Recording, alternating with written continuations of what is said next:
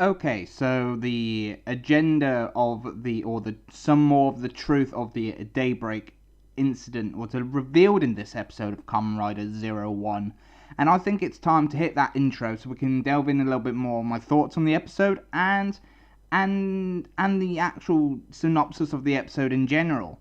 So without further ado, let's hit the intro. 3, 2, 1, hit it!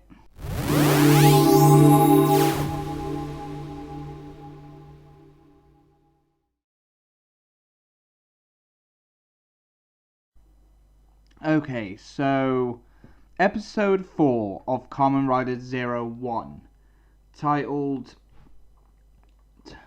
what was the title? The Bus Guy Saw It, The Truth About Anna, was a very interesting episode. So it starts off with Aruto being on a bus journey going to like just the outskirts of the Daybreak town is, where Daybreak occurred because he's observing Anna, who was meant to be a bus guide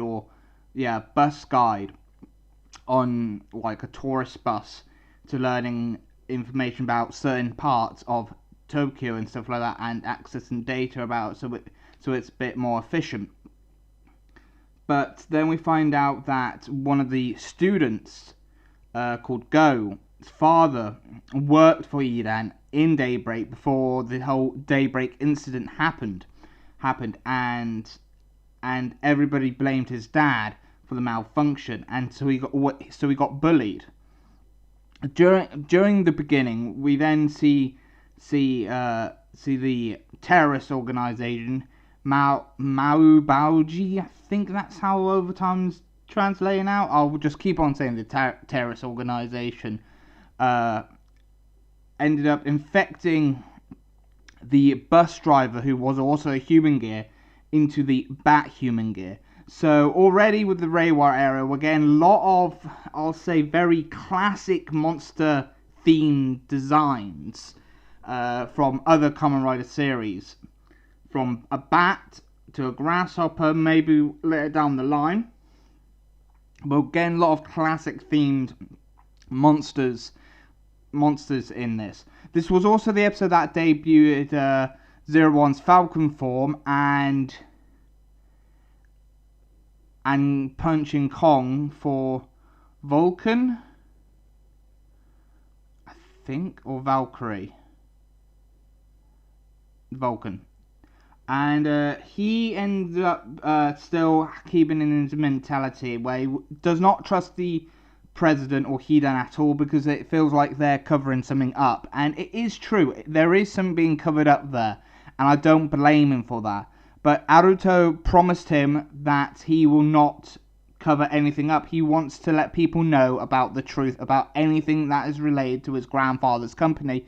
He wants everybody to know, because he wants to make sure that the human gears are still products for bringing happiness to people, and it's the terrorist organization that's fault. So during this, Go and the Ames guy, can't remember his name, sorry about that, decide to go into Daybreak, the area of Daybreak, and actually go into one of the buildings. We find out that they were in the area where Go's dad worked, and then they found a little like SD card that probably had some info on it. So Anna accessed that, but the bat infected human gear then gets Anna and infected her to the point where she turns into one of the foot soldiers.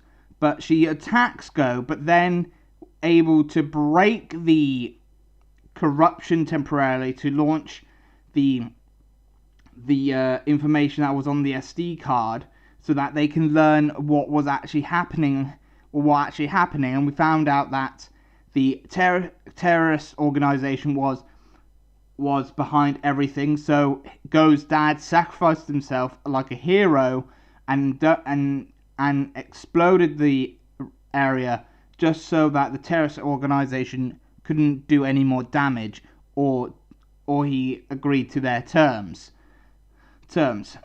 After this, after they defeated the Bat guy and and everything, one of the terrorist organization members also was able to transform into a Kamen Rider, and he disintegrated Anna because they do not want to learn. They don't want them to learn about the arc. So there's more depth and story progression within this episode that I'm very curious about, and I've been very curious about it for a while. I'm being interested on where this is going to go, and it was just richly yet again another great solid episode. There was a lot of things I liked about it. There's a lot of things, some of the things I didn't like. I didn't really like the whole CG effect they used during the fight scene with Zero-One Falcon and the bat infected human gear. I didn't like the CG much. It didn't really look natural at all. I did like some of the shots where it was actual real suits, but some of the CG was in places for some of the like flying bits because it didn't really blend well. But other than that, it was really cool. The design for Falcon was excellent, and Punching Kong looked excellent. I do feel like they are reusing or are using modified versions of Segozo's arms gauntlets from O's, because it gives me that feel. Whenever I think of Kong, I always feel that.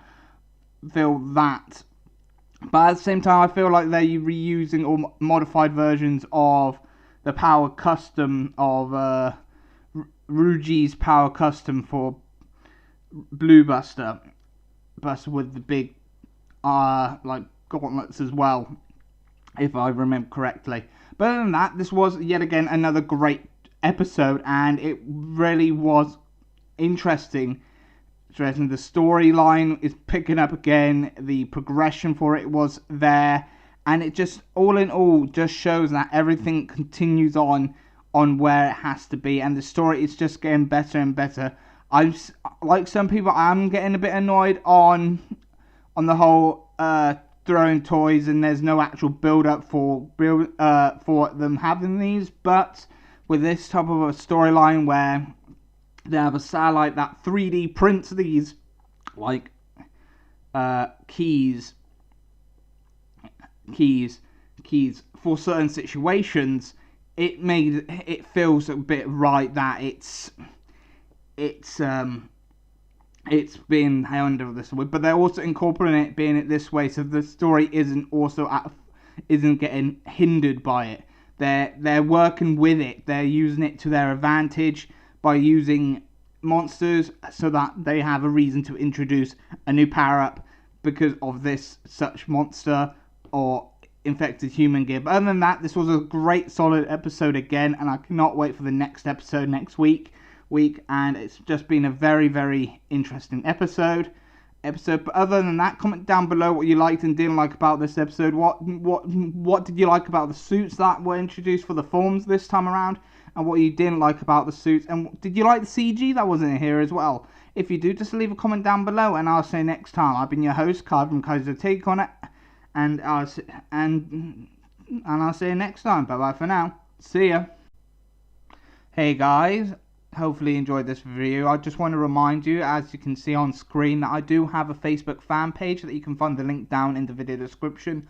I sometimes post exclusive content on here when I try, but mainly I do live video streams on my Facebook fan page, like just quick little updates on what I've got planned and stuff like that. And I've slowly started to do little introductions or little sneak peeks behind the scenes on what my next video is, or what I'm doing behind the scenes and everything like that for my videos. But that's what I normally do around my Facebook fan page. So if you want to chat or discuss stuff with me on there, you can find the link down in the video description, and keep it up and like that. Also, I do have the Twitter, and I do the similar thing with Twitter that I do with the Facebook fan page.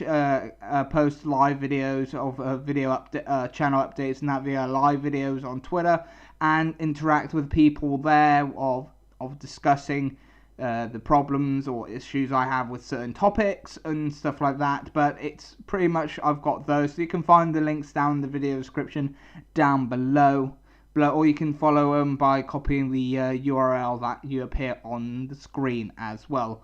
But hopefully that's pretty much it. Hey guys, hopefully you enjoyed this week's episode review for Kamen Rider Zero-One, episode 4.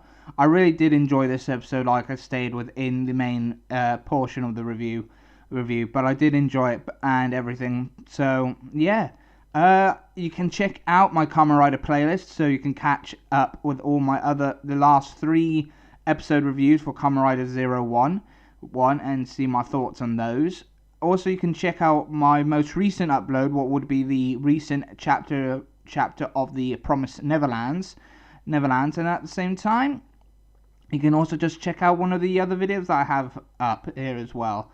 Also, like I stated earlier, I have got a Facebook fan page and a Twitter account, so you guys can find those links down in the video description. And I also got a Patreon and Coffee account as well, and you can also find the links down in the video description down below as well.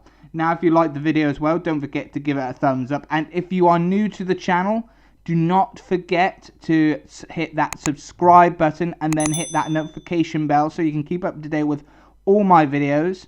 Other than that, I've been your host, Kai from Kozo Take a Corner, and I'll see you next time. Bye bye for now. See ya.